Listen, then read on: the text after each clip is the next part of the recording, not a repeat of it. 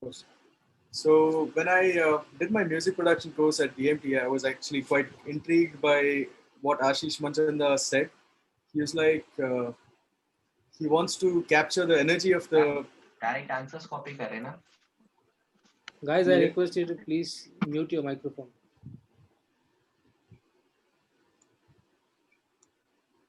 So yeah, so as I was saying, when I was at TMT, I heard Ashish Manchanda saying that he wants to capture the energy of a live performance in the studio and also achieve the level of precision you get in the studio at a live performance. So I was quite intrigued by that. So when I first got to Mumbai and I saw all the different things that you can do in the music industry, I really wanted to get my hands dirty with each and everything so that I can borrow the things that I like about each of these things and use them for other things. And it's really taught me a lot about how to capture uh, the visceral feel of something like a live concert, capture the energy of a live concert while you're doing a studio production with just a bunch of digital plugins. And knowing a little about everything goes a long way. So during the past 5 years, I've actually tried my hands at Foley for films. I've tried background scores. I worked as a music producer on the stage season three, Dile Hindustani, and a bunch of different reality shows. So that's basically what I've done so far. It's mostly music production work.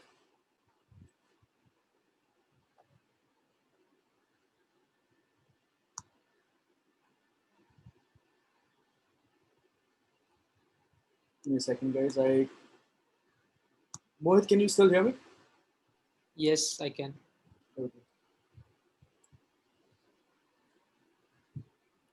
So yeah, those are the things that I've been doing to like the plan for me initially when I got here was to become a singer, songwriter, and do a lot of stage performances. But then right after the course, you realize that you've got to also make some money, pay the bills, and all of that. So I started taking up different projects, and like I mentioned, I did all of those shows, did all of those gigs, and finally, where I'm at right now is making music for bands. And it's a really nice place to be because you get to make a lot of choices. You get to choose the direction of all these young bands, and uh, it's a very interesting line of work.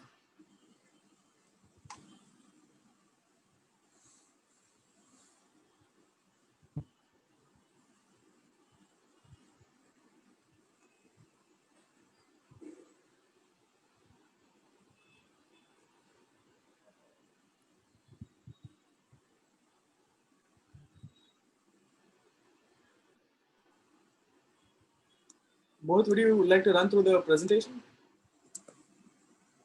Yes, I'm with the presentation. Okay.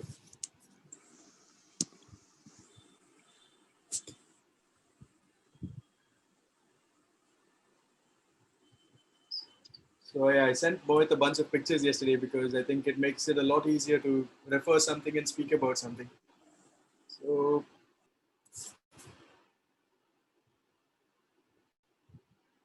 yeah, the understanding basics slide. So the reason I did this was for me to touch up upon how when I initially began playing the guitar, I had a very short attention span. So I would always try to find ways to do things quickly instead of doing it the long, difficult way.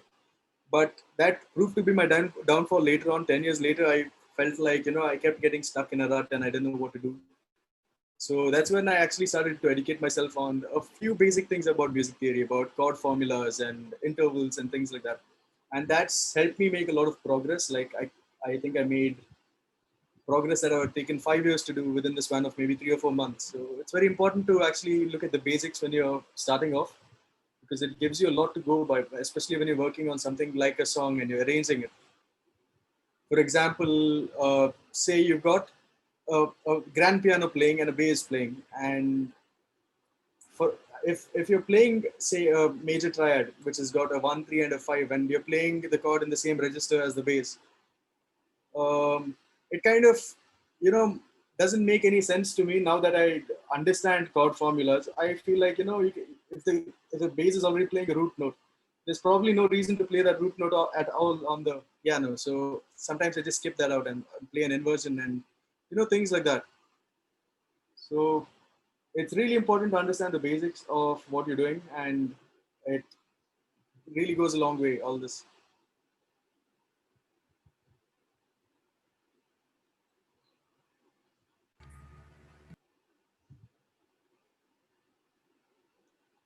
And this, oh yeah, that's a really weird picture of me from about 6 years ago.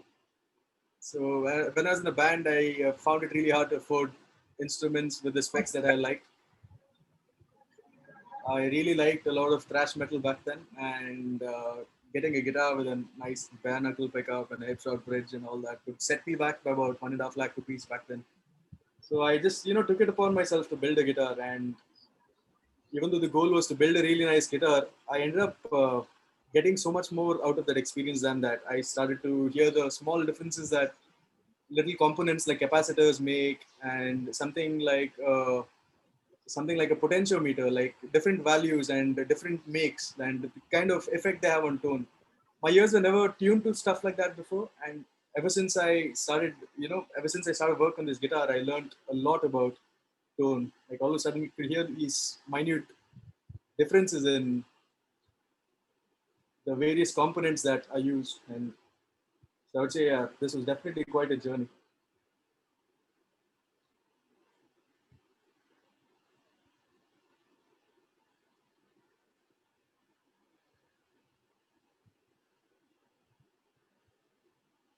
And this, on the other hand, is something that I've been hearing since decades, and it's kind of a funny debate actually.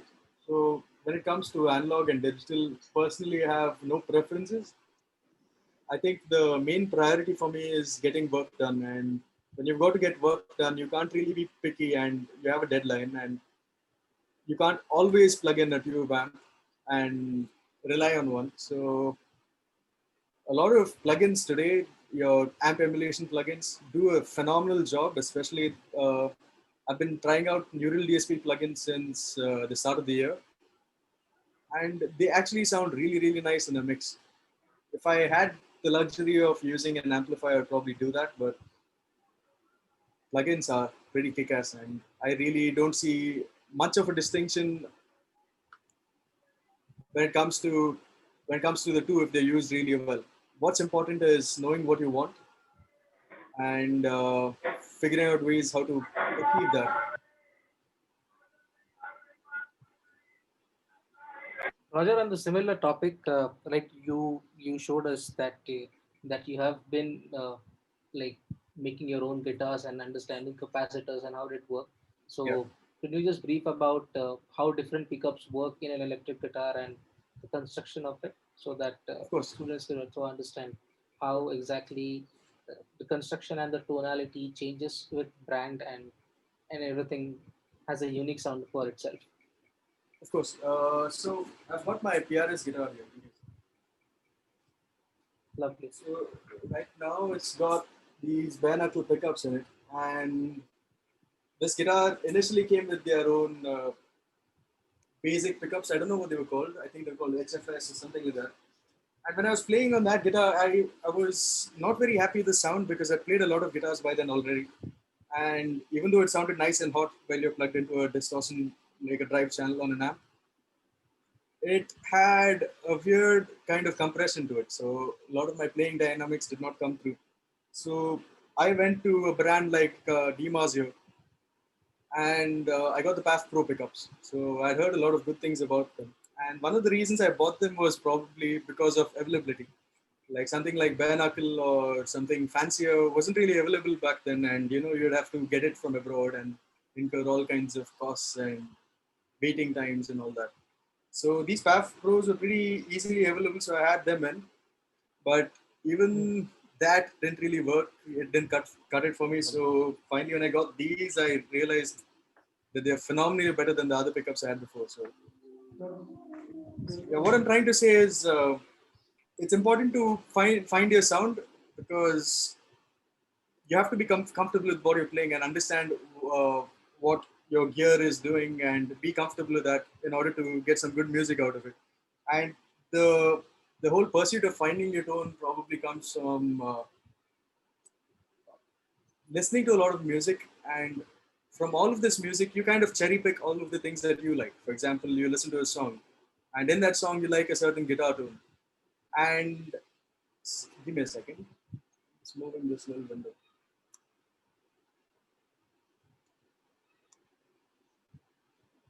So yeah, I don't have to look up all the time.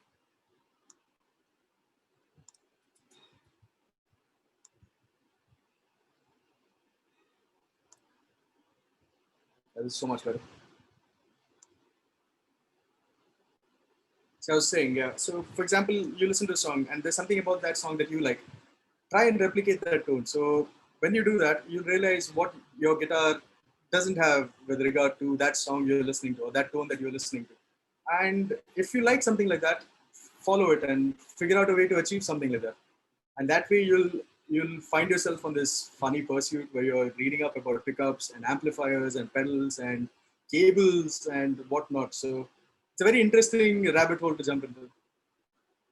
So something like this, these are humbucker pickups. A lot. I can see Ajay has also got a guitar in his hand. So, so yeah. So I'm pretty sure a lot of guitar players on guitar players on this session would know about what humbucker pickups do. But yeah, so I mostly specialize in rock music. So humbucker pickups really go a long way for me. I just can't deal with the noise of single coils. I mostly only use Fenders when, say, I'm working on an advertisement and they want that commercial Fendery twang. But humbucker pickups are designed to cancel hum. So even on higher gain sounds, they don't feedback and cause weird humming noises and pick up interferences and all that. So they're a lot quieter and they're a lot fatter sounding. So that affects your tone as well. So, like you said, Roger, that it is about pickups and how you sometimes buy a guitar, let's say of any brand, be Yeah. it a Fender Strat or be it a PRS or a Gibson or anything. Yeah. What I wanted to uh, understand is how pickups have been a key aspect of a particular genre of a song.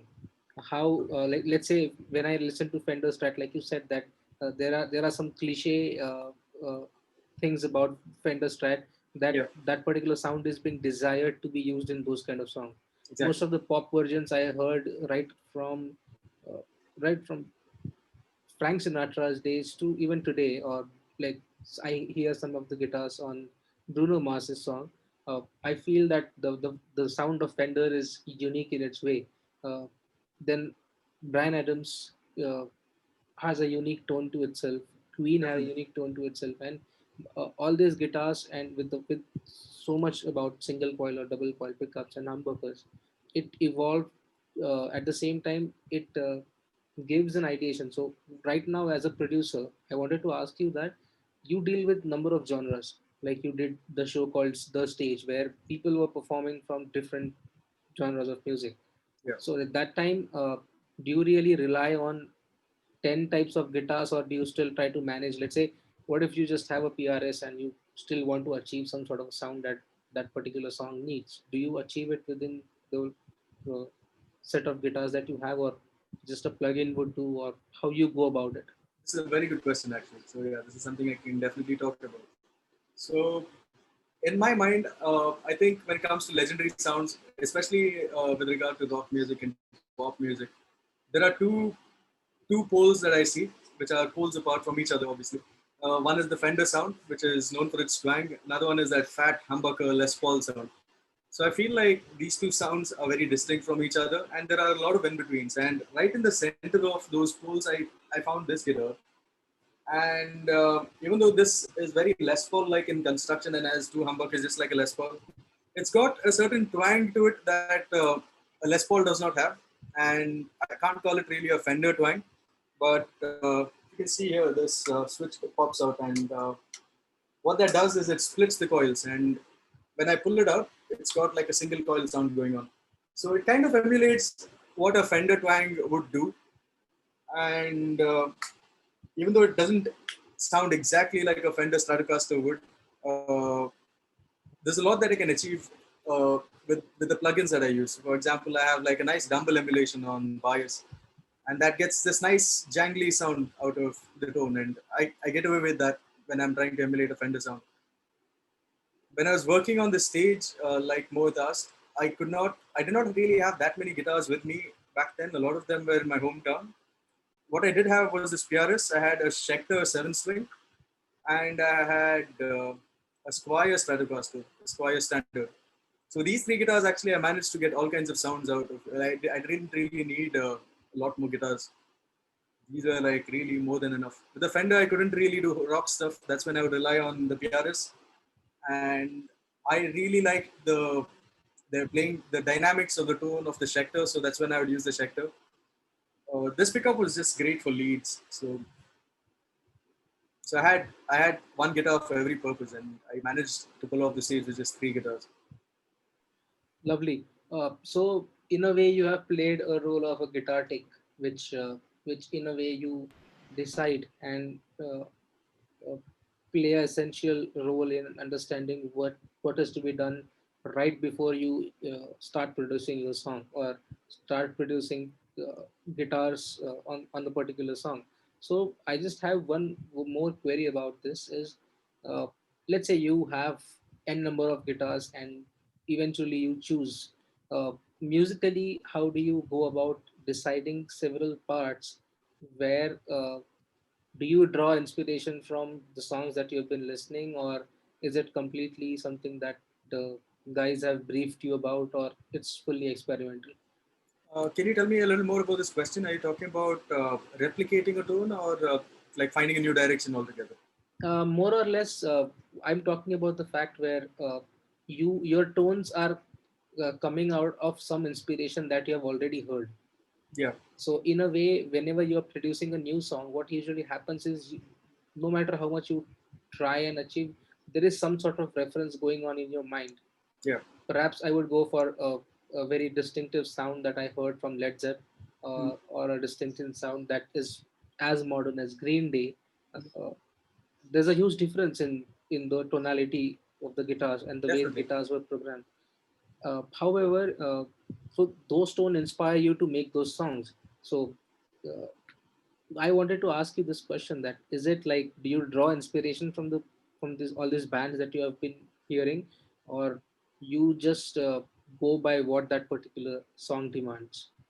No, absolutely. I definitely draw inspiration from all the music that I've been listening to. So I think I started to listen to guitar-driven music at the age of 5 or 6, when my dad had a band, and a lot of these guitar players would show up with their instruments, and they would plug into this thing.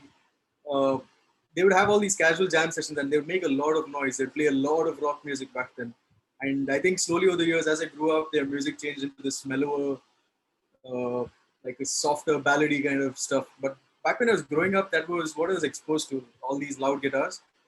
So that kind of song it always intrigued me, and I had this inclination towards listening to bands that have that heavy rock driven sound. So whenever I'm working on a song, it could be something like, for example, I'm working on a band's music. When I was recently working on Garden Square's music, I heard the vocalist Galvin singing, and when he was singing, there was this one word that he hit, and that reminded me of Chester Bennington's voice. And I was like, okay, I like that. I like that snarly characteristic that's coming out with that one word. And in my head, I started to structure an arrangement around that. And that arrangement included the sound of these Soldano amps, these Mesa Boogie amps, and that kind of sound that Linkin Park's known for. So sometimes when you're writing a song, there's already a certain direction in place, and when you're actually when you're actually aware of the direction, you know what to do around it, and from all the experience that you have and all the songs that you've listened to in the past, you can pick stuff that suits the direction of that song. So I wouldn't necessarily use a Led Zeppelin song sound in a modern context, because it probably wouldn't work. It would seem out of place. So yeah, that's a really good question. So, Yes. I am friends with Galvin from Garden Square. Oh, I that's didn't know nice. that you produced songs for them. I have just begun doing it, actually. So I recorded them in March, and now Oh, that I'm back in Bombay, I'm actually finishing their songs.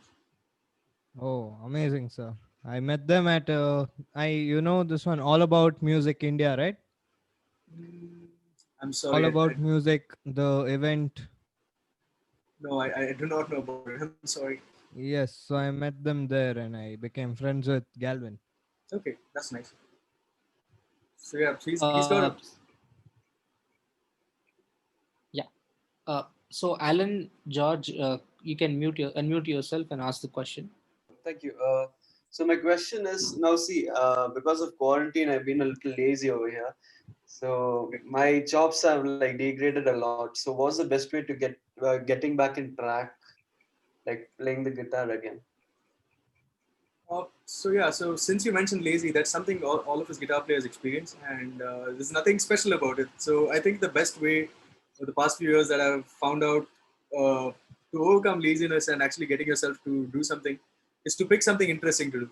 So, for example, if you go to learn intervals or say something that looks boring and is just a bunch of numbers on paper, you probably won't get out of bed and plug in your guitar and do it.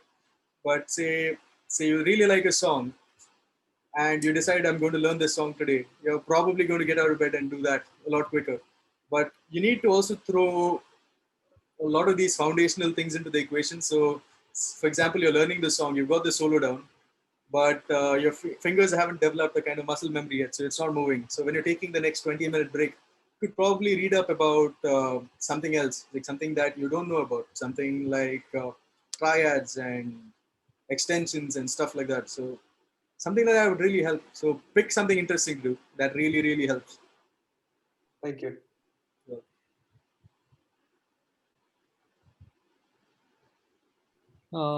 Saidat, you can unmute yourself and ask the question.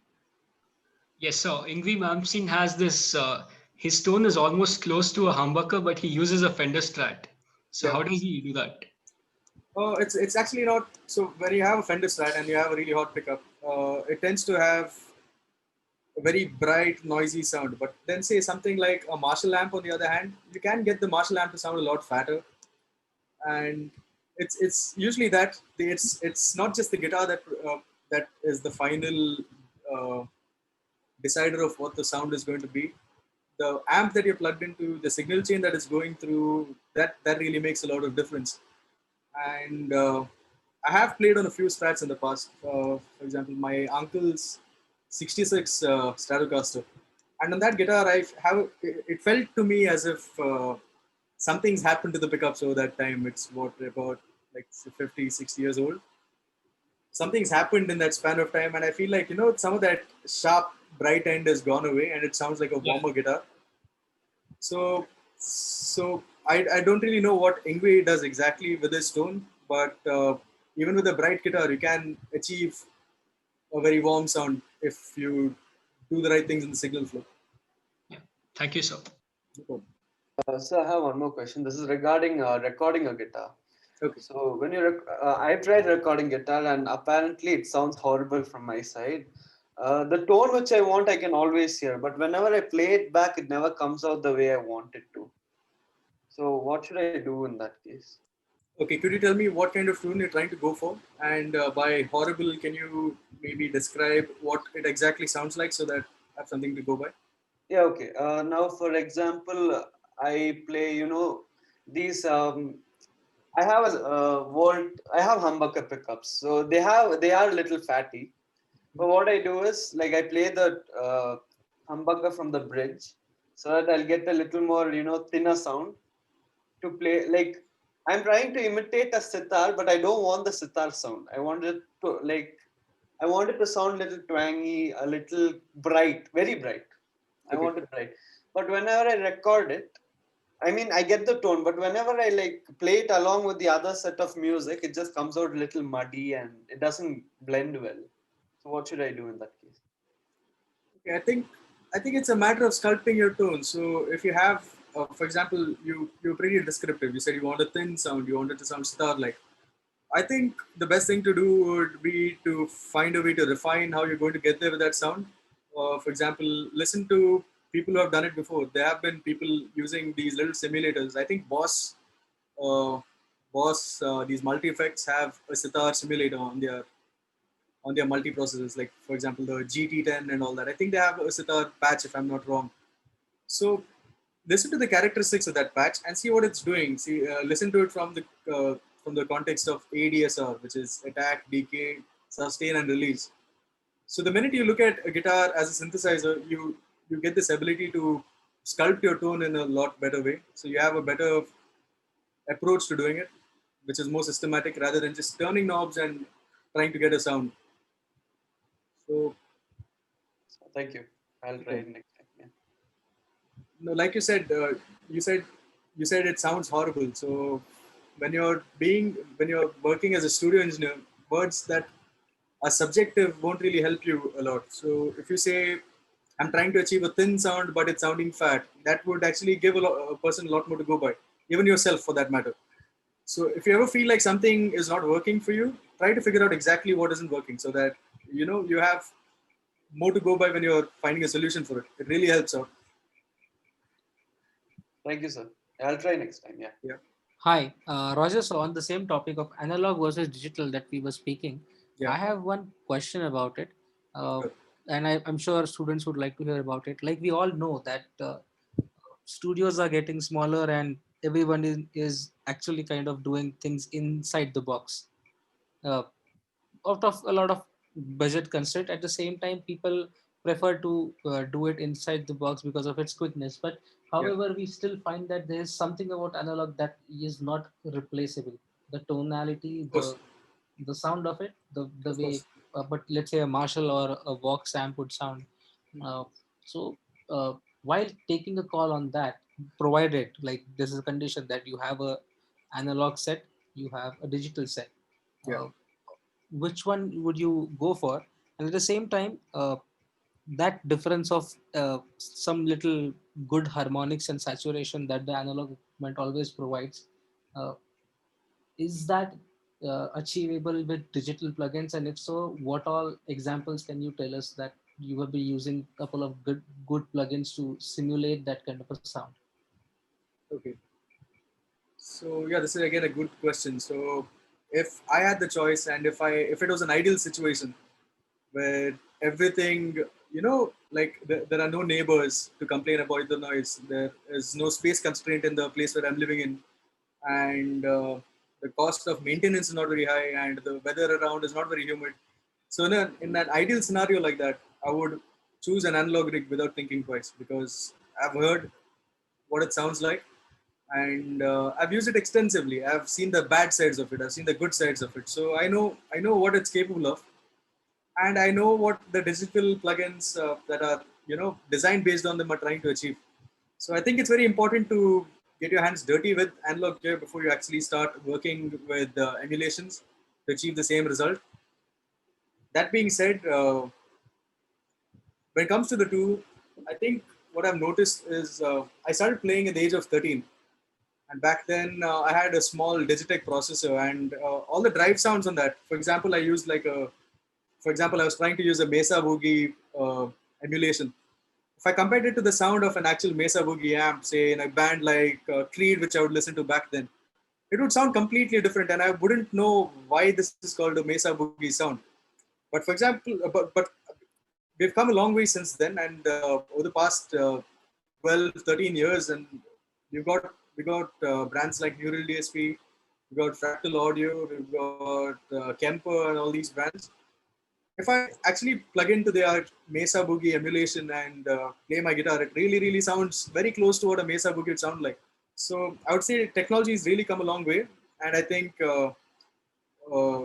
when it comes to DSP and all of that, we're managing far more nowadays than we could back then. So as time progresses and as technology gets better, the gap between digital and analog is becoming smaller and smaller, because we are uh, making machines that are so much more capable of doing these things. So in today's age, I would definitely not worry about analog and digital, because if you have ears that are tuned to what it's supposed to sound like, and you have a clear-cut picture in your head of the tone you're trying to achieve, uh, analog and digital will not stop you. That is certainly true. I would like to share as well as ask you something, Roger, that uh, I had a privilege to work on some of the beautiful microphones or the beautiful amps while I was tracking guitars. And I observed that the sound that that particular amplifier gave remained uncompressed in terms of what I was receiving. Also, the microphones that I use really helped in giving a whole different texture uh, Definitely. to me. But I always think, or it could be just me, I don't know, that most of the guitars that I'm tracking, and when I'm using some digital simulation or an emulation of an amp, I find that my sound sometimes get thinner and a little Okay. compressed in terms of openness. So, Okay. is it just me, or have you also observed in some cases No, it's not in just you. UAD or normal DSP? This is something that I've noticed since day one actually. And when I started playing, the first thing that I had was an amplifier. The processor came later on. So I was very used to that sound. And as a kid, I was very enthusiastic. I had nothing to do. I had no bills to pay. So I would just play the guitar like 6 to 7 hours a day. And I got really used to that sound. I didn't know what it was exactly doing. I didn't understand the concept of headroom back then or compression or any of that. I just got used to that sound. So when I first got the processor, I realized that if I'm playing hard or playing soft, it's making a very slight difference in tone as opposed to what would happen if I did the same on an amplifier. So that I learned much later on is the concept of headroom and dynamics. So for example, on an amplifier, if I'm playing really soft and I'm just feathering the plectrum on the string, it creates a certain sound, and that the room between soft picking and really hard picking is very wide as opposed to what I noticed on plugins.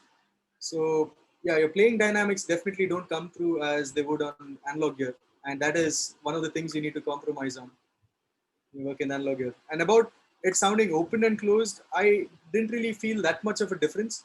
I really feel like it analog gear kind of fools your ears into thinking that it's a lot.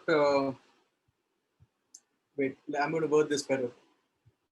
So when it comes to digital plugins, I've noticed that one of the places where they are still finding it hard to get nail the sound is the high end. So that's where your openness comes from in a song, right? So I've True. noticed that on tube amps, that high end is it's got nice harmonics in it. It's got this crackly. How do I explain it? I can't really explain it unless I play it to you and show it to you. So what I hear Sure. is this nice, rich harmonic sound. Okay, Yeah, yeah, correct. but if I'm listening to the same thing on badly emulated digital simulation of an amp, I hear a fizz in the place of that. I don't hear the harmonics. I hear the fizz. So and I Correct. feel like it sounds like a can of bees, and that's one Yeah, of the tendencies for software emulations nowadays. I true. mean, like it's a lot better now. I feel Yeah, like of the three, this is my personal preference. It could be different for other people, but I feel Fractal Audio has got a better sounding high end compared to something like Neural DSP would have. true. Also, talking about, let's say, whenever you are in the acoustic zone, Yeah. uh, tracking an acoustic guitar, uh, there have always been a couple of choices that every guitarist have, and also that I think it changes according to the song as well. Have you ever thought of changing the strings for the gauge size and checking if the tonality changes to an extent where it fits in the song? So I haven't done it specifically like that, but I've done something very similar. So I used to have a lot of magazines as a kid, and I would see all these guitar brands, and I was always intrigued by the packaging.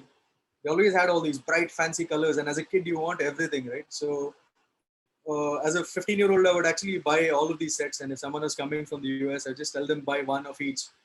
And I made a mess out of my guitar because it was a Floyd Rose guitar, and back then I didn't know that you can affect your as a 13 and 15-year-old. I don't think anyone would know, but I would put like 10 gauge strings on a guitar that formerly had 9 gauge, and then I'd put 11 and 12. Then I'd wake up the next morning, I would see the bridge would be something like that. We left it off like that, and the action was all off. The tuning stability was gone, and all of that. So these are little experiments I conducted back then. But like you asked, I did it specifically for songs, but I didn't think of it that way. It was mostly because as a kid I started listening to one kind of music, and every year I was playing a different kind of music. And while that change happened, I would try to emulate their sounds. For example, I started off playing as in eighth standard I would play stuff like Green Day. In ninth standard I'd play stuff like Guns N' Roses. And in 10th standard, I started playing stuff like Lamb of God and Killswitch Engage and stuff like that. So every year, my string gauge would keep changing. So by like I've tried 11 gauge and 9 gauge and 10 gauge and all of that. And at some point, I got to a point where I felt like, okay, the top string is too hard and the low strings tension's too soft and all that. I started ordering hybrid sets from brands. For example, Ernie Ball sells you separate strings. You can buy 11 and 52 and 78 and whatnot. So I tried all of that, and it's a funny thing that I kind of went full circle and came back to using 9 gauge. So right now I've got 9 gauge. The first thing I began with. And with acoustic guitars, I've never really found the need to actually choose a string set that suits a song, because I think as long as you have a good sound going, you can use that sound to get anything you want. And string gauge is not that big a criteria when it comes to that. On acoustic guitars, I prefer 11 gauge. On electric guitars, I like 9 gauge. And with these two, I feel I can do anything that I require. Lovely. So coming back to our main topic, do tone woods matter? Can you elaborate? Yeah, so that is another thing that is highly debated in the guitar world. It's people get quite rash about it. It's pretty funny. So when I built a guitar, I really wanted to find out if all these things really make a difference, and I don't think I found out back then. But over the years, when I tried all these different guitars, for example, you can get a Fender with a maple neck, you can get a Fender with a rosewood fingerboard, and if you could play an identical guitar with different woods being used, and you start to hear these minute nuances, like for example, a maple guitar, a maple neck, a maple fretboard guitar would sound a lot brighter than one with a rosewood fingerboard, and stuff like that. Yeah, so it doesn't really make that much of a difference when it comes to electric guitars, as it would for an acoustic guitar, because by principle and how they work, they're very different. An electric guitar, you would rely more on your pickups to do, it has more of an influence on your sound than an acoustic guitar would. Sir, I have a doubt. So, is there a chance that the manufacturers just want you to believe that there's a difference in tone with wood so that they can sell you like an expensive guitar? Is there a chance?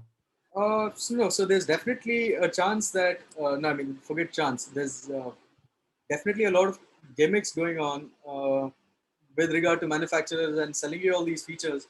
I see this is the case with mostly American companies, and I just think that they're very good at marketing their product, and it's just business for them.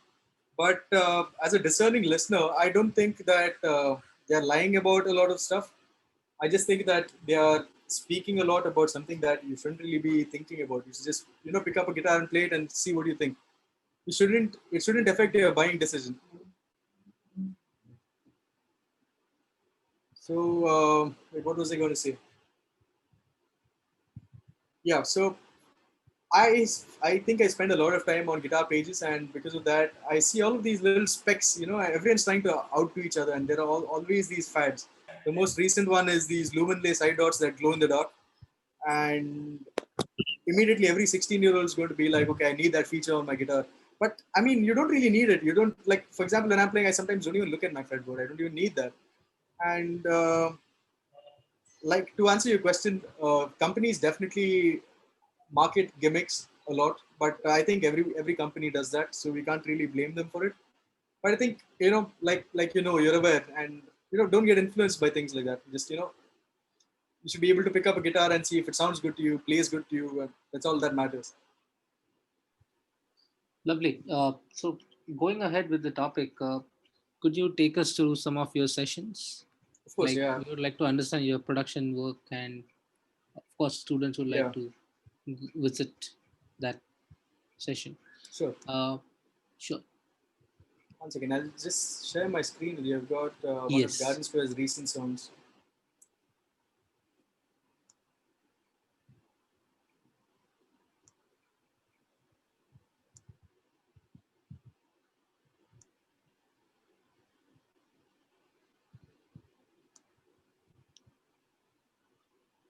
Hi guys, can you see my screen?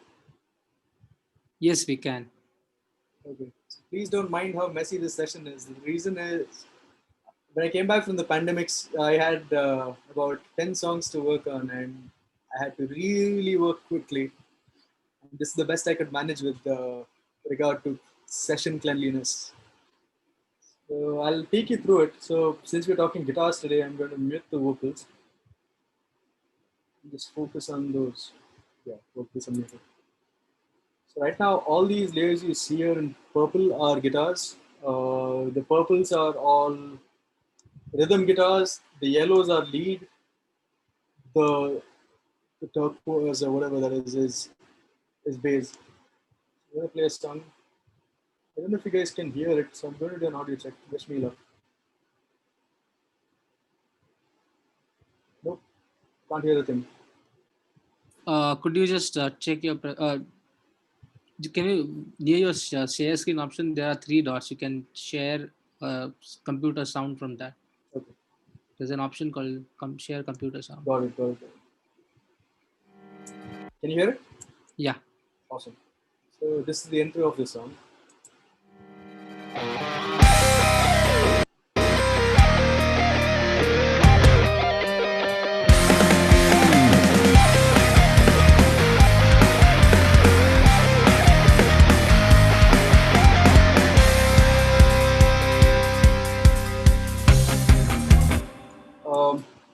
Mohit, I'm just going to check with you if you know the levels are right. It sounds great to me.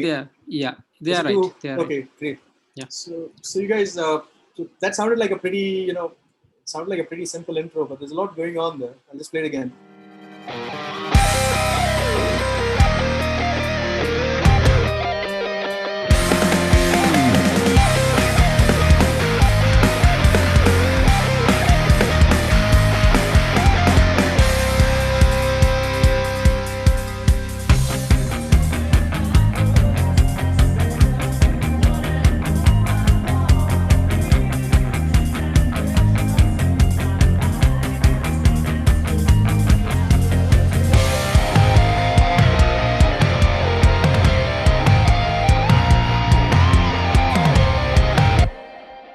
Okay, so I'm just gonna break down the intro for you. So right now I've got this dive bomb going on, which I did using a whammy bar.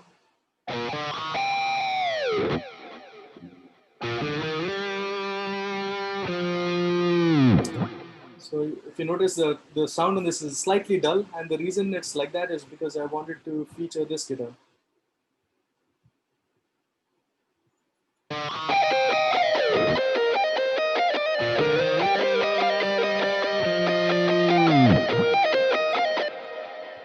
So these are the two lead things going on in that section, and these are the rhythm guitars.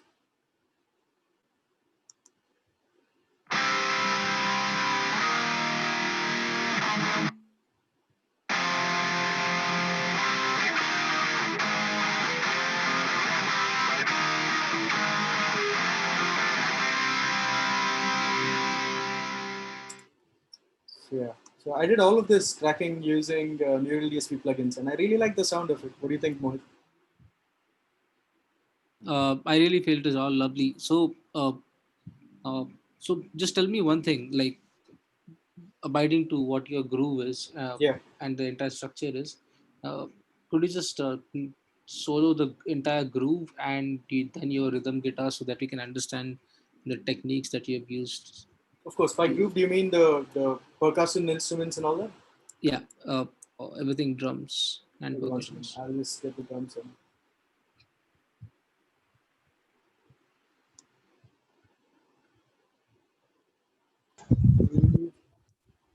Guitars, bass.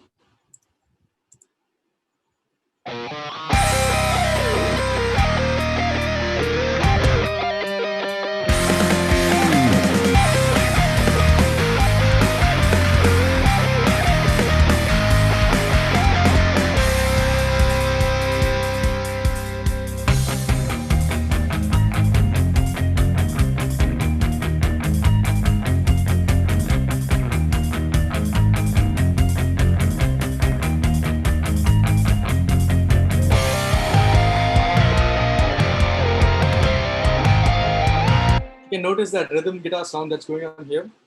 It's not the brightest rhythm guitar sound, and the reason I'm doing that is because I want to hold back all of those nice things that you would wish to hear in the sound until the chorus. Okay.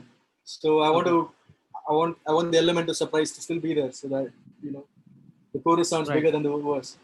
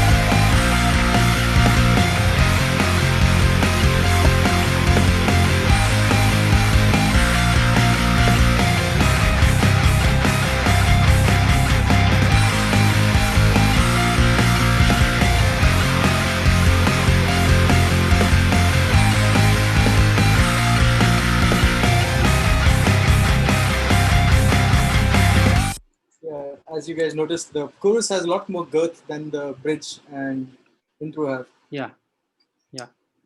Another- Guys, if you have any questions, you can type in or ask. Yeah, throughout guys. I the mean, session. if you guys have questions at any point, please ask. That would make things a lot quicker and easier for me as well, because I would know exactly what to answer and speak about. So yeah, moving on. There's this breakdown. So this part was a little challenging because I had to incorporate what do I call it? All these electronic elements. See, all these pink color tracks you see here are synthesizers. So I had to get this very new age sound going and incorporate the guitars into that without it sounding like Bhelpuri. So this is what I got.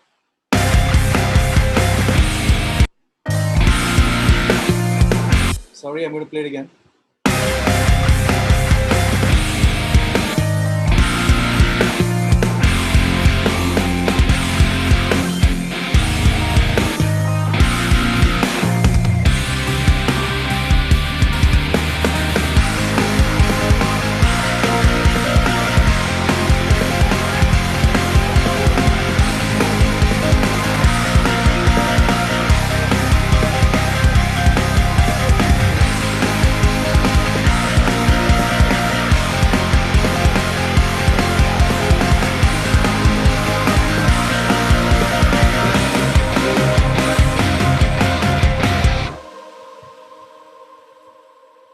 Lovely.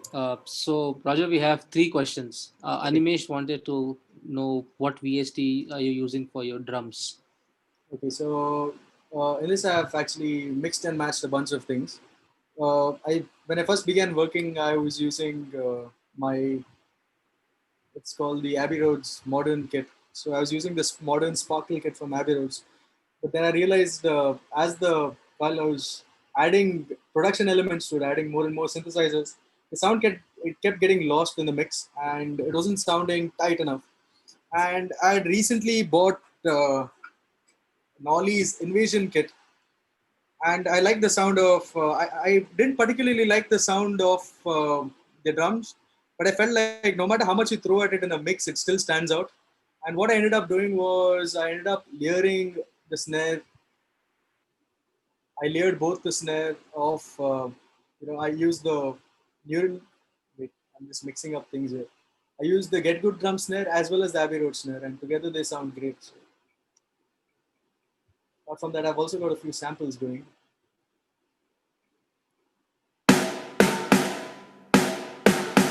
So you see this is getting all of your trigger kind of sounds, like all that fake snare drum brightness. Any drummer on this chat would know that a snare does not sound like that. But you hear this one, it's super compressed, but it's getting all of your, you listen to music like Audio Slave, which got that very ringy snare sound, and I wanted to get that sound out. This is the Abbey Road snare. So together they sound like this.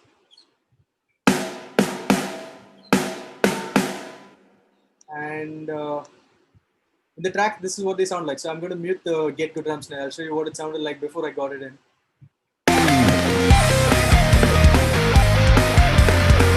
So it's getting lost in the mix. Now I'll unsolo this and unmute this. And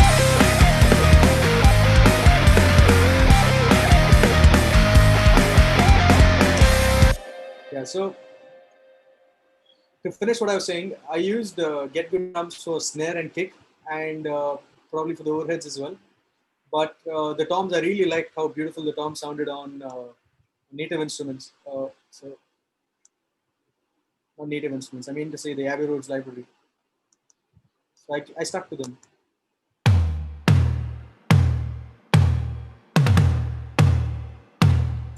Sound pretty weird by themselves, but in the mix, this is what they sound like.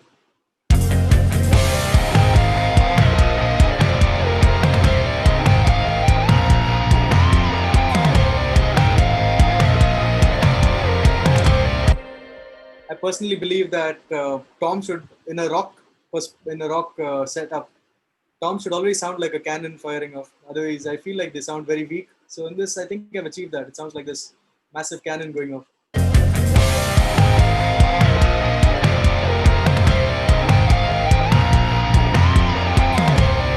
Yep, just two libraries I used for the drum sounds. Is there anything you'd like to know? Hi, Roger. Hi. Could you could you show us how you mix the rhythm guitars and the leads and with the bass? And also, do you use any production technique like layering, and how many layers do you use? Okay, so how many layers I use would entirely depend on what the song would require.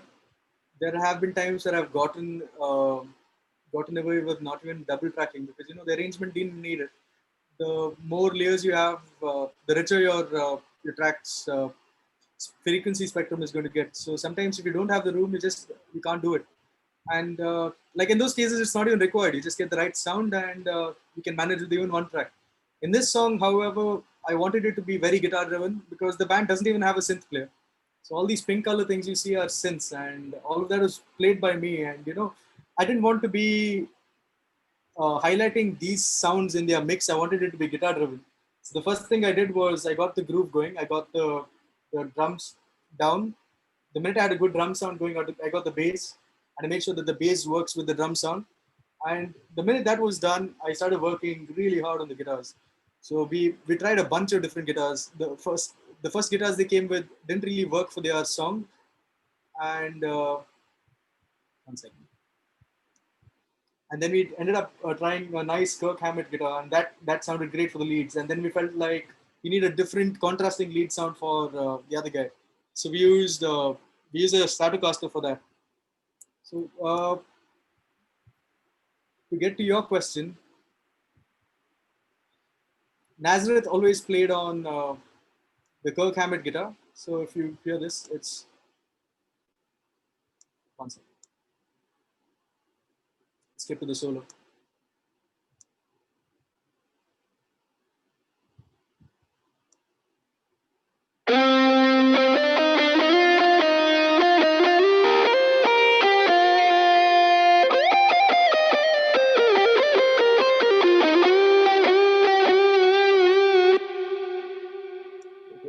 That's Nazareth's guitar, and this is the Stratocaster, what Melroy played on.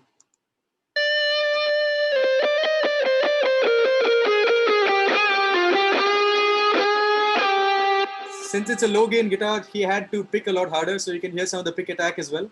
But Nazareth's guitar, on the other hand, had humbuckers on it, and it didn't really need that kind of aggression on your plectrum. So you can't hear that ice picky sound. And I like the contrast between the two. So what I've done to answer your question again is I've rolled back some of the highs on this because the plectrum sound can be a little too annoying for your ears and it can cause ear fatigue. So if you see, I don't know if I've bounced these in place, I probably have. See, I've rolled off a lot of the highs. So a lot of beginner guitar players tend to keep everything in because they feel like it comprises of their that's their sound and it's organic and all that. But you don't really need all of that. So in a mix, I'll just play it with the rest of the guitars.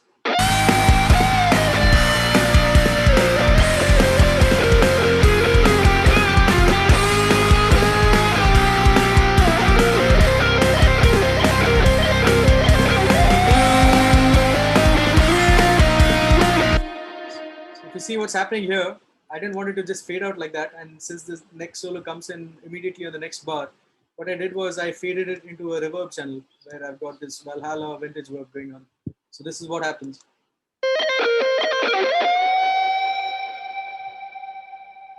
So instead of this hard cut, it's got this nice fade out going into a reverb channel.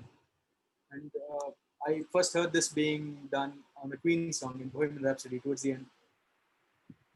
So the reason I cut out the highs is because there are 4 layers of rhythm guitars at that part. So you just see one track here, but I bounced it in place. This is actually a double track stereo track. Both of these are rhythm guitars. So this is a guitar, this is the PRS.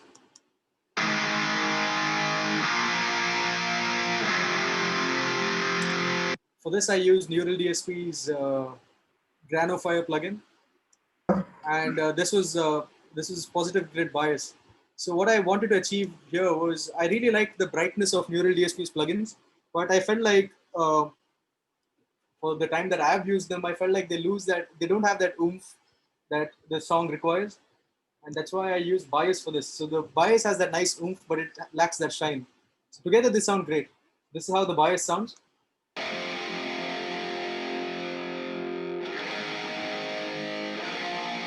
That's how.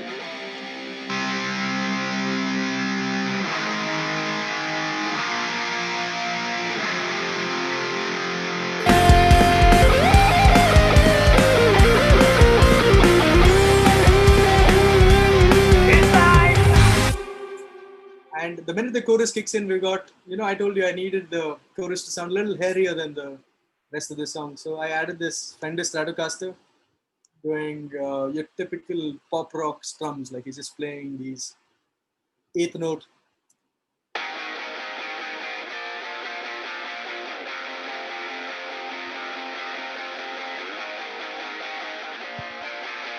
In the mix.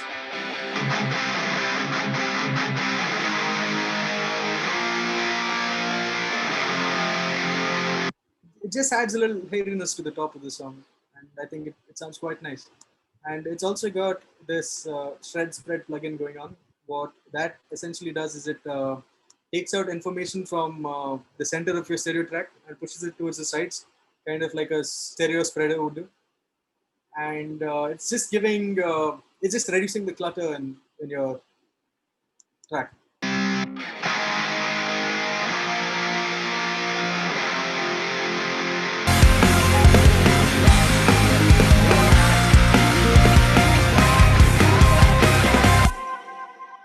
Is there anything else you'd like to know about that?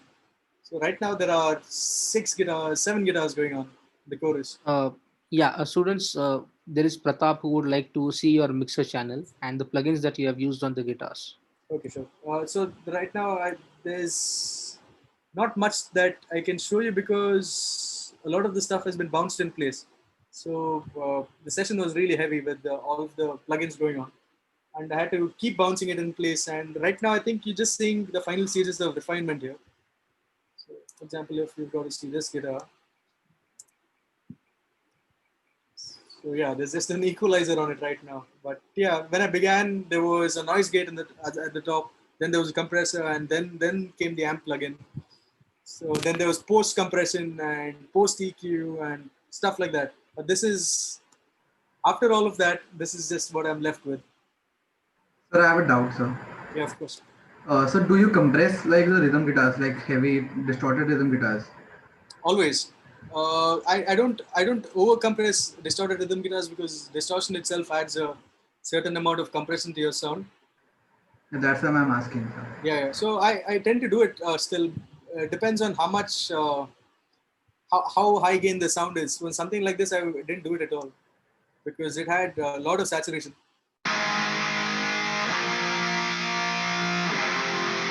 But in something like this, I had to because it was, it is just poking up and.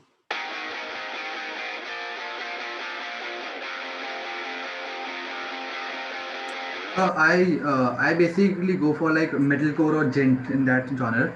Okay. So I use the Toneforge Misha Mansoor and Jason Richardson in the merge them. So when I use the Misha Mansoor one, so I used to for the gent, that tangy some gent sound, Yeah. I need to lower the gain. But as soon as I compress that, it doesn't like fit the dynamic, because the Misha Mansu sound has like a very low gain sound, but you have to play like it very harshly, like to get that attack.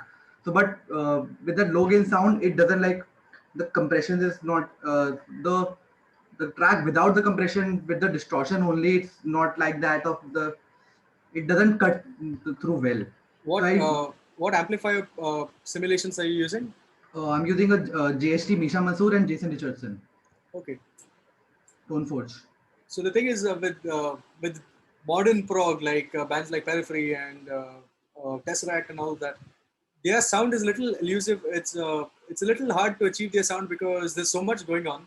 And if you just go by these forums and what they tell you about, just cut the lows, just have a boosted mid, and that's how you get your gent sound. So when I started off, I went the same way, and I wasn't able to do it. When I actually got around a guy that plays gent music, I noticed, there's a lot of stuff that he's doing that I'm not doing. For example, he was playing a lot harder. So, like you said, their sounds are a lot lower in gain compared to a thrash metal song would be, but they're still moderately high. I would say they're at the perfect point where there's a balance between low gain and high gain. It's like right in between where that prog world works. Yeah. And to get that sound to sound good and to sound like Mesha Mansoor, if you've noticed some of his videos, he really his right hand technique is very sorted. Yeah, He doesn't play it very every sorted. every new metalcore or gent band is like that only. Like they have a lot of attack in their right hand. Yeah, so that's really important. So getting your pick attack right, getting the right angle on your plectrum. I spoke to Devin Townsend in February, and he spoke to us about how he gets this nice meaty sound. So he just angles the pick at a diagonal angle like that, and by doing so, he scrapes against the strings. And what happens is you get this nice chugging sound, as opposed to just having your pick sidewards. And the more the surface area that's exposed to the strings, the more you get out of it. So all these little things that people don't generally focus on. Everyone's usually got their eyes on the plugin and the knobs and the settings, but it's also the way you play your sound. And I recently played on my friend's Ibanez guitar, and that came with these Bannock Aftermath pickups. And compared to what I have in this guitar, I have nail bombs in this. Those pickups are voiced specifically for gent music. For example, they are fatter sounding, they are more midish, and these are a lot sharper sounding. So I think if you want that sound, you should probably focus on all the aspects of their playing, not just the Pickups tone. also matter there, sir. Pickups matter, of course. Yeah, they do matter. I mean, I would never be able to do that on something like a vintage output guitar. Like I've heard a lot of guys, making their telecast as gent and all that stuff. But when something is purpose built, you might as well buy that because you'll get your results a lot quicker instead of trying to get your results. So And so one more question. So I have a Jackson. So it has a 25.5 in scale length. So I don't have a 7 string. So I tend to go like drop A on this only, Okay. 6 string only. So I use uh, 13 to 62 okay, on the gauge. So, but sir, I used a 7 string, the same Jackson, but in the 7 string version. The 7 string had more of like a low mid boost, like in that grit. okay. But I'm using the same tuning, it's even the same pickups.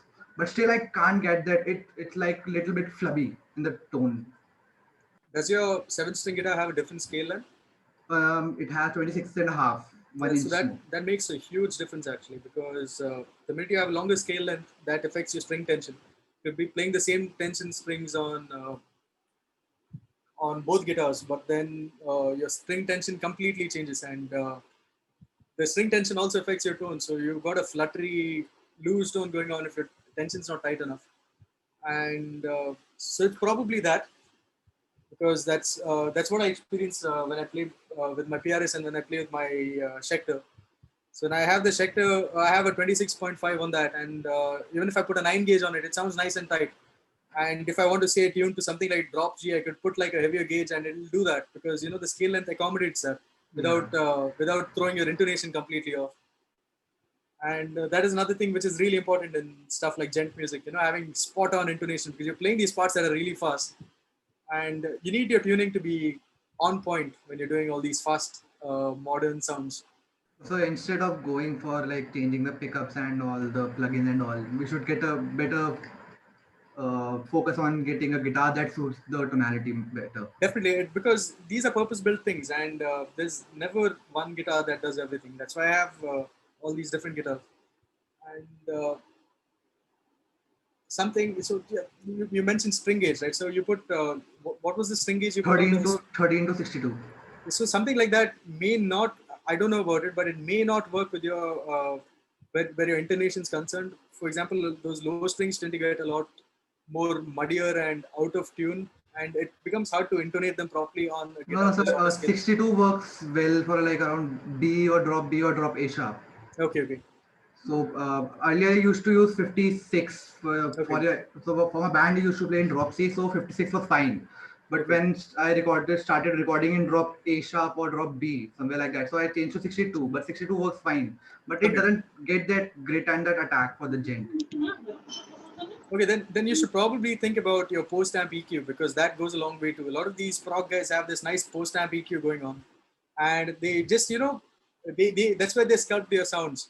So the minute the sounds coming out of an amplifier, they have another EQ which just pulls up those frequencies and make the song a prog sounding guitar. So have you considered that you have like a post EQ going on? Yeah, I have a post user.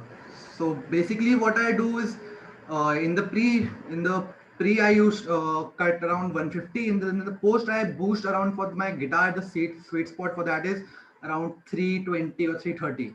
Okay. So it gets that nice grit, but still I can't get that attack right Okay. I'm not sure what exactly the problem is, but it sounds to me like this is something that can be easily fixed if through the guitar or the pickups. yeah, that's what I think. What pickups do you have in your guitar?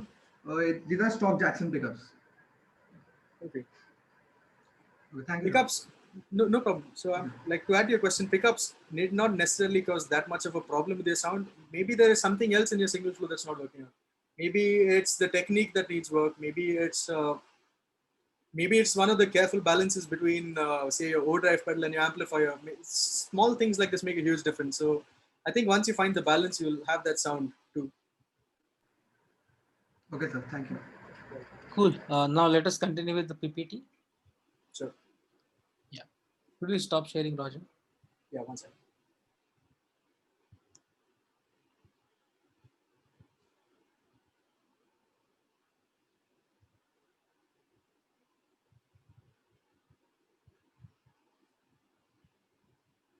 I hope you guys can see.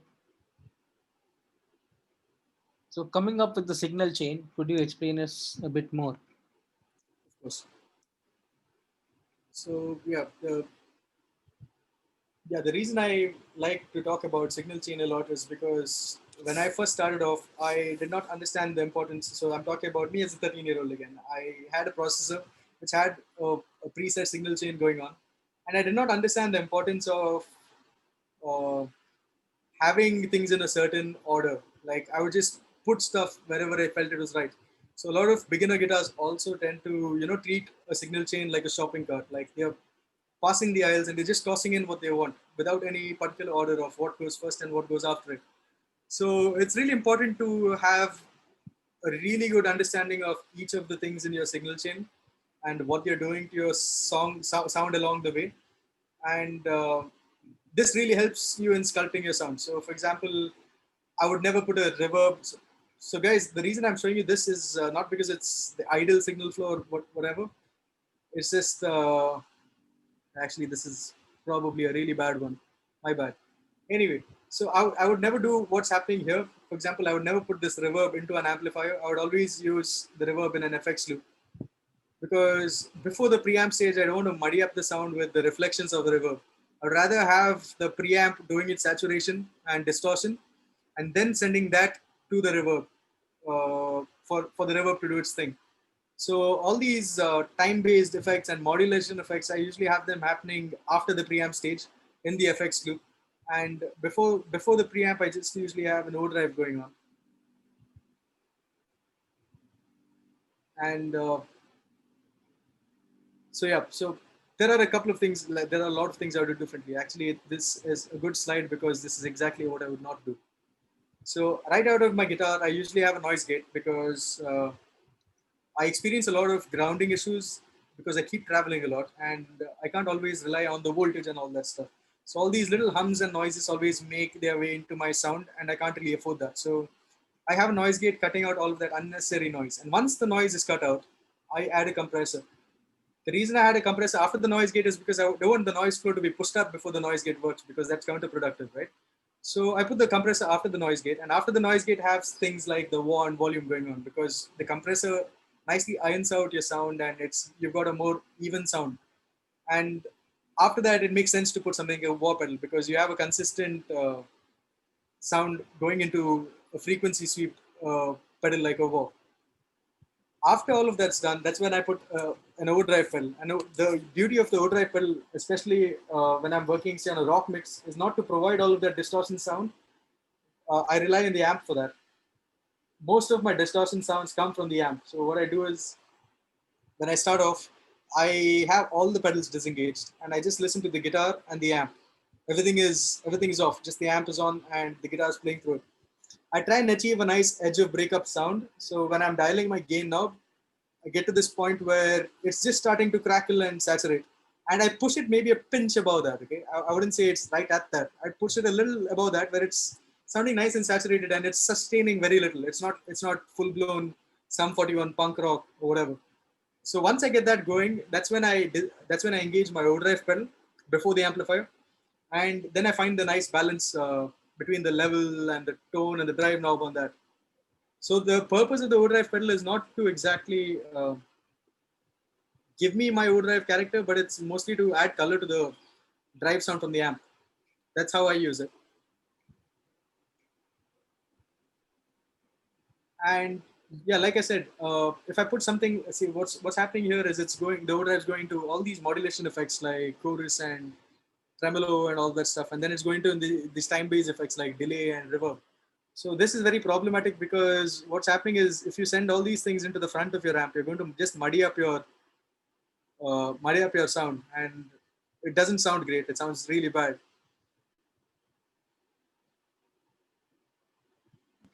Lovely.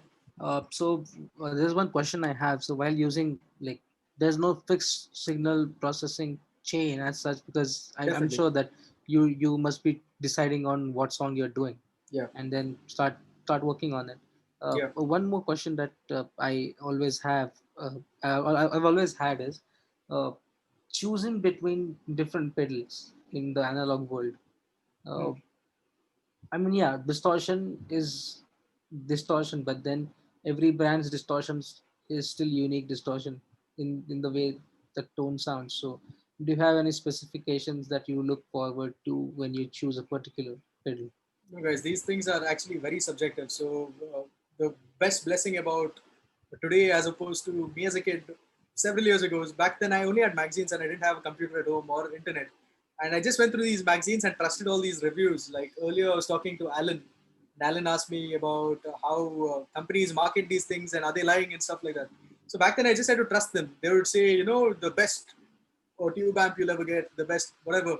They'd have a picture of Eddie Van Halen and holding a guitar. May his soul rest in peace. He'd hold a guitar like a Kramer like that and just say, the best guitar in the world and stuff like that. So back then you just had to believe all these guys and you didn't really have any reference before you actually bought the thing and spent say $1,000 on it.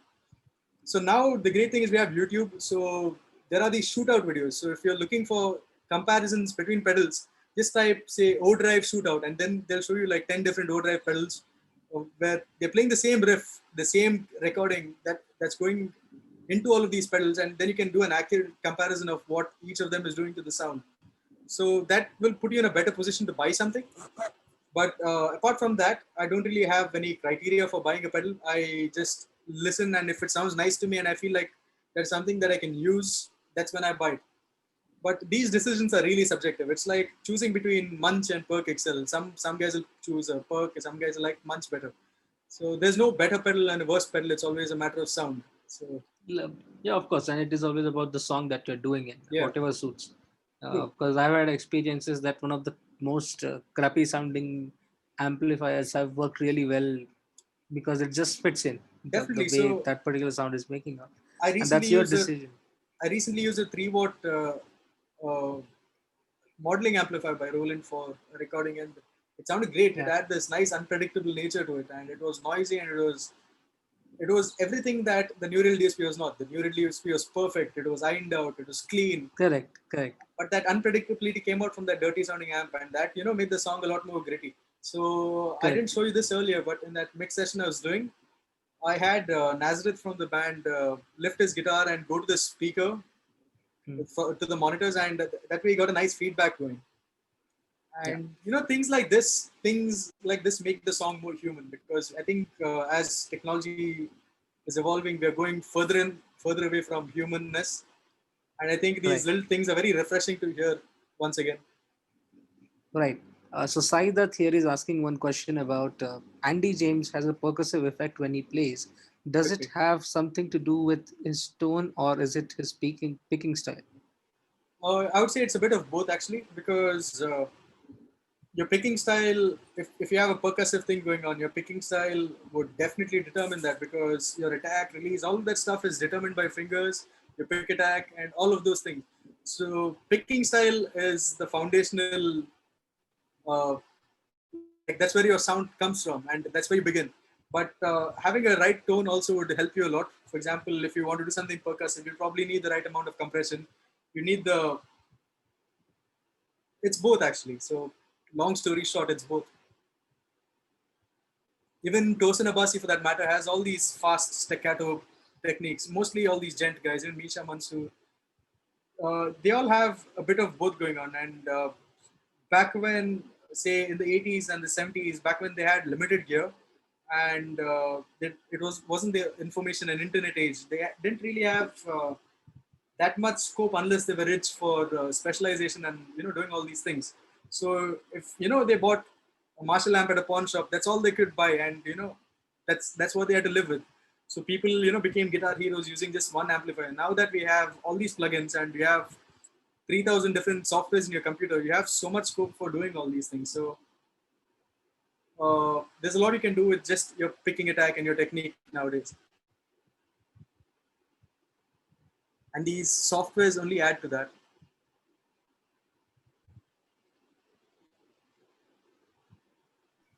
Uh, Good. So one more question we have, like two more questions we have.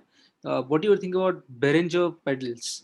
That is one question, and another one is Mullar says that he uses Boss ME25 processor. What can he do to add a lot of sustain to his guitars? Okay. Uh, with regard to Behringer pedals, I haven't used them, so I can't really give you my opinion on them. I have friends using them, and I mean, they tell me it's good, but I usually just trust my own ears. So I can't really tell you what I think about them because I haven't really heard them. So, and about ME25, that's a pretty decent processor, actually. Back when I was in school, I had a band, and the guitar player was one of those. And if you want to have a nice sustain in your sound, I'd like to know more. So, are you doing, say, a driven sound? Is it a lead sound? Is it a rhythm sound? What kind of sound is it? Mullar, you can unmute your mic and speak.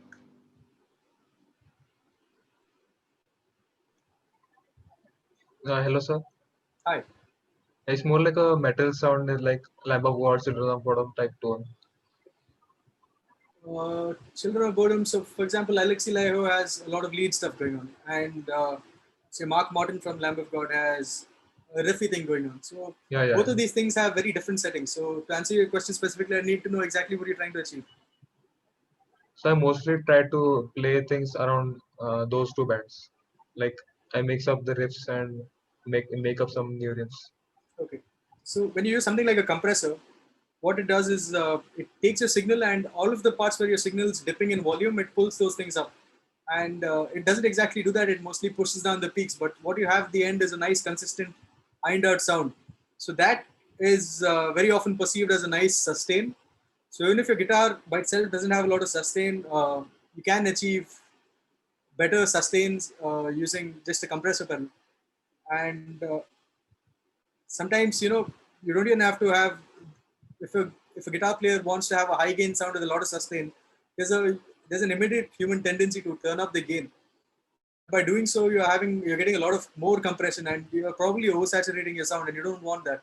So a good workaround for that would be to just turn down your gain and find the right balance between your gain knob on the amp and the amount of compression that's going on before the amp. Okay.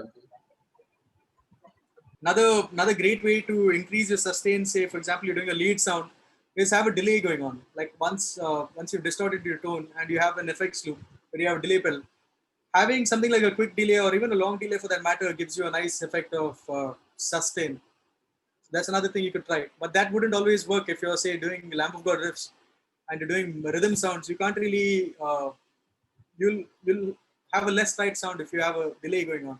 So it's a matter of application really. If you want a lead sound, you can do all these things, but if you want a rhythm sound, you probably should do something else. Okay. Lovely. So, guys, you have any further questions? Yeah, sir, I have a doubt. Yeah. Basically, I have the Boss ME80 processor, which comes with a USB, so I can plug it in and like record on my DAW. So, Okay. what difference does it make in the sound quality if I record from that, or whether I'm using an inbuilt amp and other plugins on my DAW? Inbuilt amp as it? Amp as in like suppose the soft tube amp that's present on Ableton. Okay. So the thing is, one second, guys. I can hear a lot of microphones going on. Is that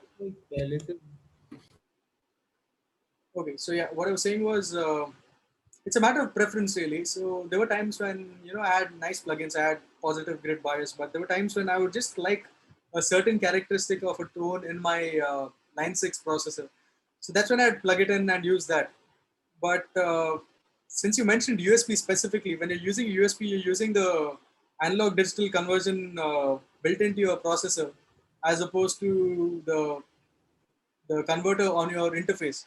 So since I use a UAD interface, I might as well use that because the analog to digital conversion is happening at a much better rate on that.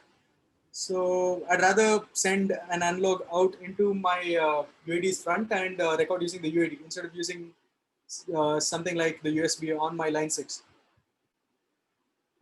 But with regard to choosing between your Boss processor and your plugins, it's a matter of preference. If you like the plugins, choose the plugins. If you like the Boss, choose the Boss. There's no reason why you should be doing anything specifically. So yeah, like if you use the plugins, basically you'll have to record through your audio interface. I have a Focusrite, right? Okay. So that is also connected via USB. So does it make a huge difference in the quality? What makes a difference here is your analog to digital conversion. So and the preamp as well. So the Focusrite has a certain preamp and analog to digital converter. So that would make a huge difference in quality. I can't say one's better than the other because I haven't really done a comparison of the two. But these are definitely two things to keep in mind, because when I first had a Focusrite, I was getting certain sounds out of it and sounded fine to me. And this was back in 2016. But later, when I got an Apogee, I felt like it was phenomenally better because I felt like my tone was clearer for some reason, because that's how it sounded to me. But then when I read up about it later on, I realized that the analog to digital converters on the Apogee are much better. And when I got a UAD, it sounded a little better than the Apogee. So these little things make a huge difference in your sound. All right, sir. Thank you. You're welcome.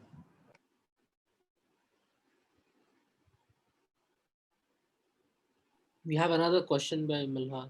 Of course. What do you think about the Dean guitars having signature humbucker pickups? I don't understand the question. Can someone please elaborate? Malhar, could you elaborate your question, please?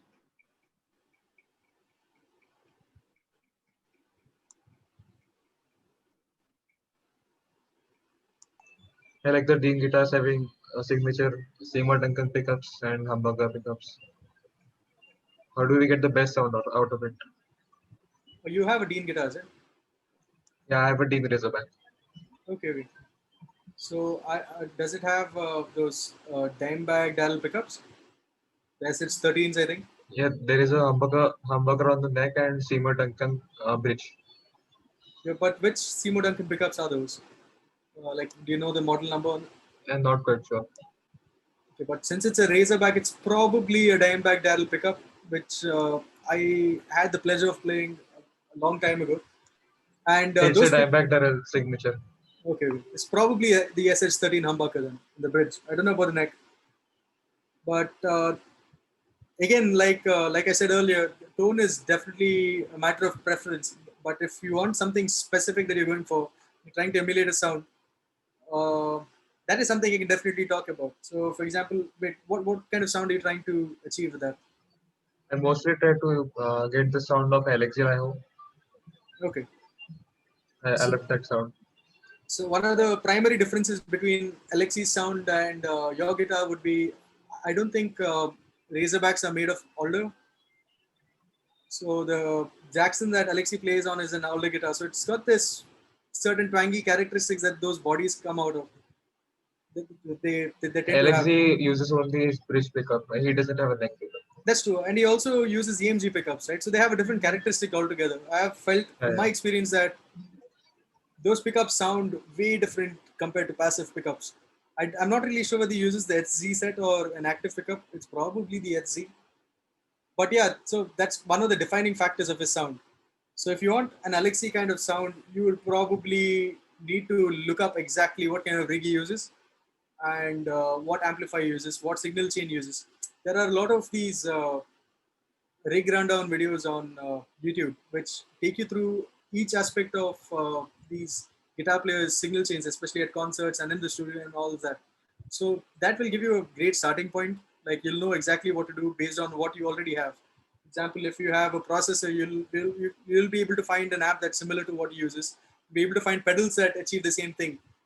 Every single processor nowadays has some emulation of the Ibanez Tube Screamer.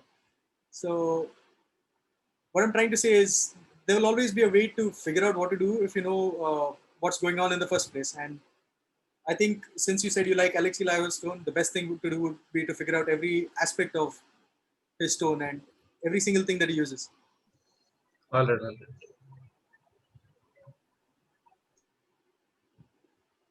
Lovely. So coming towards the end of our session, Roger, would you like to take us through your journey, what you do currently, and how students can get in touch with you post their education, and if you could help them out in certain ways?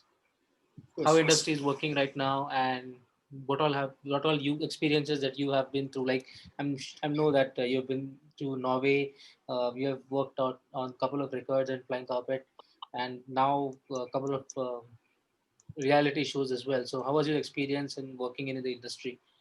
If you could help our students understand the real world scenario. Okay. So starting off, so when I had a very different picture in my mind of how things are going to turn out when I started doing my course and educating myself. So to give you a little background about myself, I started music production a little later on than a lot of my other friends had begun. And I worked in a corporate job before this, and I had to quit that job. And then I decided to re-educate myself and all that. So it was quite a journey because I didn't have a salary going on, and I had to work out of my savings, I had to borrow money, and all that stuff. It was quite a mess. So the minute I was done, I had this impression that I would immediately get a job and I'd be sorted. I'm just going to approach the studio and all of that. But things didn't really work out like that because of a lot of reasons, and they're not all bad reasons. It's just that. A lot of unexpected things tend to happen when you're working in a career that's art based and it's not as regulated and structured as some of the other jobs in the country today. So, what happened was when I was at the Media Tribe and I was studying there, I got the opportunity to work in a lot of shows. So, I was pretty good at my work and I really worked very hard. So, I would keep getting referred to other gigs, and that ended up turning into a lot of these internships. So the minute I was done with my course in 2016, I was interning on all kinds of shows. So there was Delay Hindustani, there was the earlier season of The Stage, where I was an intern, and I was just recording guitars for them and stuff like that. So I didn't realize time was flying past, but I had spent maybe an entire year doing free internships. I didn't earn any money in 2016. It was a rough year financially, but the amount of stuff that I learned in that year, it is it's quite funny because in your head it completely redefines what you think time is, because you've lived 21 years of your life, and all of a sudden in the past year you feel like you've lived an entire lifetime because of the amount of things that you've learned. So for me, that year was definitely an eye opener, and I felt like I've learned a lot of things, but I need to definitely strike a balance between my finances and my learning. I need to earn a lot of money to pay the bills, but I can't compromise on my learning because that is something I really enjoy. So I'm a very visual learner. I don't know how many of you people are, but I'm pretty sure a lot of you guys are. So every time I have an idea, I see it as a vivid picture in my head. So this is what I think. So if life is a central point, I imagine all of these things that we do as lines that are coming out of that point. Okay, so for example, I make music because I like making music. So that's this point. It's coming from here to here. This is my progress in making music for myself. So if I'm making music for the sound industry, and I'm making Bollywood music that I don't particularly enjoy, but it's paying me money to pay the bills. So that is not the same thing because it's not music that I enjoy. So it's a little different. So that's a side point again here. Okay. So these 2 points, because of the similarities, they run kind of parallel to each other. But say something like maintaining your family relationship, that is again in a different direction because you're living in a different city. Calling them, talking to them is a lot harder than it would be if you lived there and you didn't do all of these jobs. And another passion of mine is riding the bike. So that's another point completely different because that also has a lot of financial requirements and investments, all that stuff. So all these points tend to branch out from all the things that you do. So the way I look at it is, in order to have a sense of balance in your life, you should be able to connect all these points, all the progress you made. It should look like a circle. If it looks like a potato, you're probably doing something more than you should, and you're probably doing something else a little less. So maybe you should, work in your relationships, work on the other hobbies that you have, the other passions that you have. Do all these other things that you care about. Because I've always found that when you're driven by a lot of stuff and the rest of your life is going well, you have a tendency to write better music. Because, for example, I could be working for 3 months in a row, and at some point I get, myself, I get very demotivated after 3 months of continuous work. So something like a trip, say I just decide I'm going to go to Himachal for a week and come back. The minute I'm back, I'm bursting with ideas. I can't wait to start my workstation and start working. So what I'm trying to say is, try and achieve a balance in life, and that will automatically help you with your music. And coming to my journey in the music industry, so that's what happened. I had to, find a balance between learning and earning, and I slowly ended up doing that. So 2017 was again a struggle because I would earn money for 1 month, but for the next 3 months I would get nothing at all. But I would spend those 3 months, like I said, learning and earning. I spent those 3 months learning a lot of stuff. I never sat at home just doing nothing. I would always find myself on some forum regarding mixing or recording guitars or whatever. Uh, and at the end of say 2 or 3 weeks, suddenly I'd get a phone call about some reality show that's going to happen, and they need my help on it, and I jump on that. And I kept doing all these gigs, and slowly, I think because of the hard work that I put in, I started getting called back to a lot of shows, and the same people that called me started calling me for other shows as well. So I think one of the best things that you can do to yourself in your career is, no matter where you are in life, give it your 100%, because everyone will show up at a show to work, but not everybody will be given their 100%. They'll just do their work and they'll go. But if you do a little extra and you go out of the way to do a great job, people are going to notice and people are going to call you again. And people really notice all these things. They notice the way you stand. They notice the way you function. They notice how efficient you are. They notice how long your breaks are. They notice how good, if you take care of yourself. All these things are really evident to people, and they're more vigilant to these things than you would expect. So that's the best service you can do to yourself. So whenever you're at a gig, do the best you can, because you may not see it immediately, but 3 months later, someone will call you saying that, hey, that last show you did, I saw you there, and we liked your work, so we'd like you to work on this too. And you'll be surprised. You'll be like, how did that guy even notice me? I didn't think that guy saw what I did. So that's the reason I got a lot of work, and I got called back to a lot of gigs. because even back then I was not very proficient when it came to my DAW, because I'm a little slow when it comes to technology, but have great ears and I'm very determined. So I will not stop until the results are met.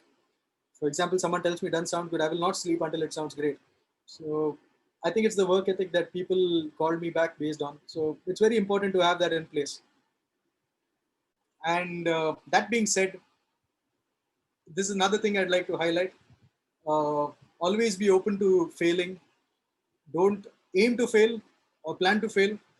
But sometimes when you're doing things that are so difficult, like, trying to carve a path in something like a career in the music industry, which is quite a difficult thing to do, you will tend to come across a lot of hurdles. And the best thing to do to yourself in that situation is look forward to what you can do rather than what's happened and feel sad about that.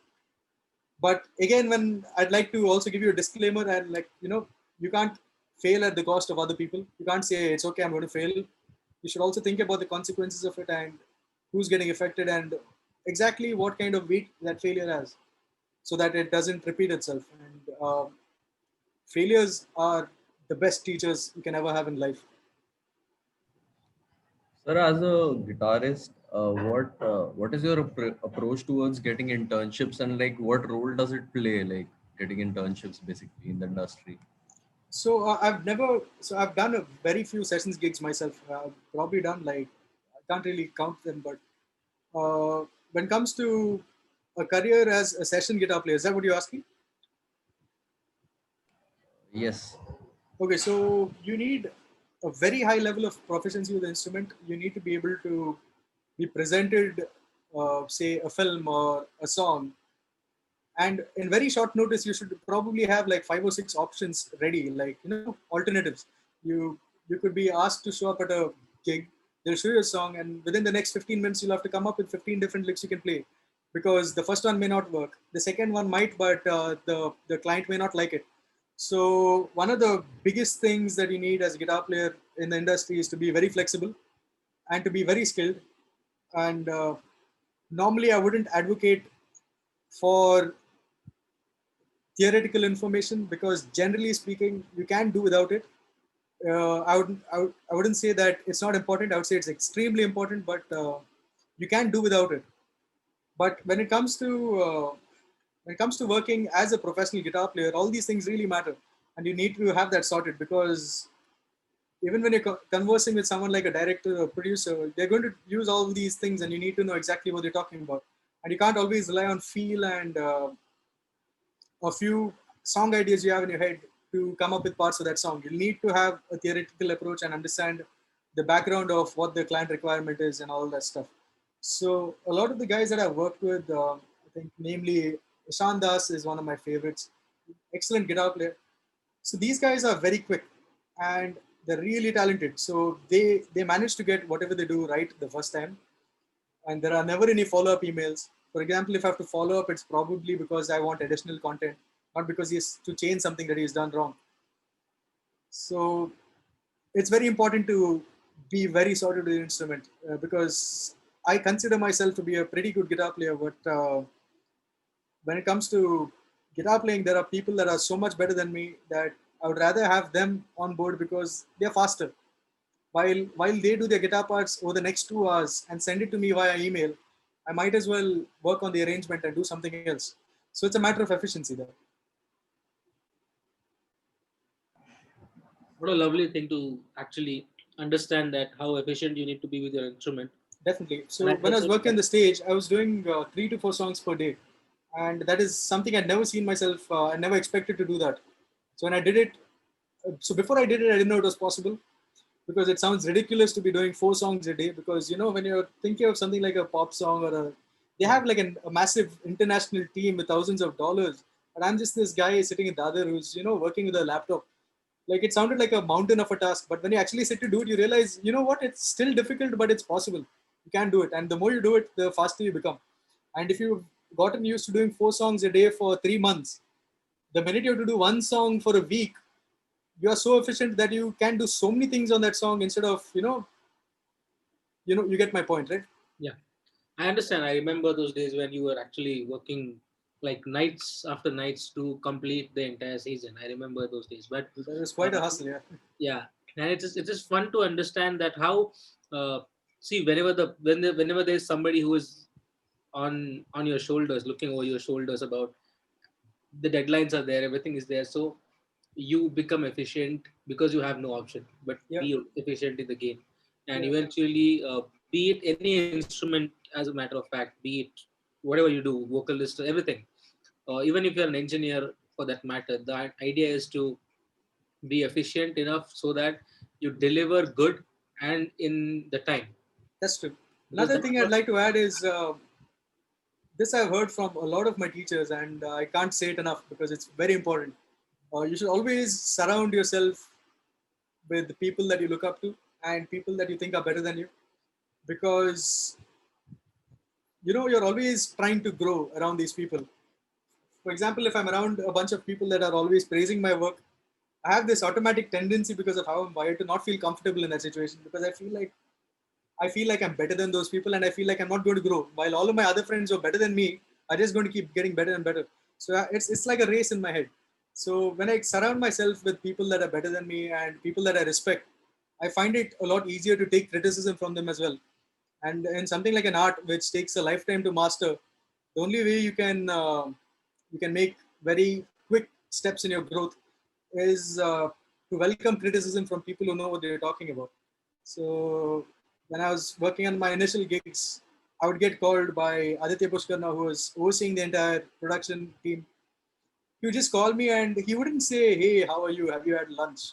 You directly call and say, "Itna ganda hai wo guitar, like kya kar rahe?" Like you'd say, like, "It's so bad, I'll just play it myself." And for a moment, I would be in shock. I'd be like, I'd think about my entire life and all the past 23 years that I've lived, think about how bad I am and all that stuff. But within like 30 seconds, I would realize that I have a deadline and I can't be sad. And I would get to work and I'd see what it takes to make a bad sound better or great. So it's because of criticism like that. But if someone was just trying to be kind to me and said, "Hey, can you get that slightly better?" I'd probably not take it seriously. But that being said, Aditya and all the people that I've worked with who have given me great constructive criticism, even though they've been very blunt when it's mattered, they are also very kind people. So it's quite a blessing to be around people that you can really look up to and respect, because you're going to grow very fast, and that's what it takes, especially when you have a career in this industry. lovely. So this is a good note to end on. We'll stop here, and we'll keep meeting you, Roger, for more and more such sessions. And once the pandemic is over, we would surely like you to be in our campus to demonstrate and work with our students. Definitely, that would be my pleasure. So it's a little challenging to do these things over Zoom, because there's Yeah. all these, like I told you, I'm a visual learner. So that I always have my hands flying around and drawing things and, tweaking stuff. So Yeah. when something like a Zoom call, it's a little challenging to get these ideas across. But I hope I've done a good job in trying to express what I think. Oh, lovely. It was indeed a great session. Thank you. Yeah. Thank you all students for joining us. We'll keep having more and more sessions every Saturday. Thank you, Roger, for being with us today. My pleasure, guys. Thank you. Yeah. Thank you so Thanks a lot. We'll end the session here. Thank you. Thank you very much, Roger sir. Thank you very much, sir.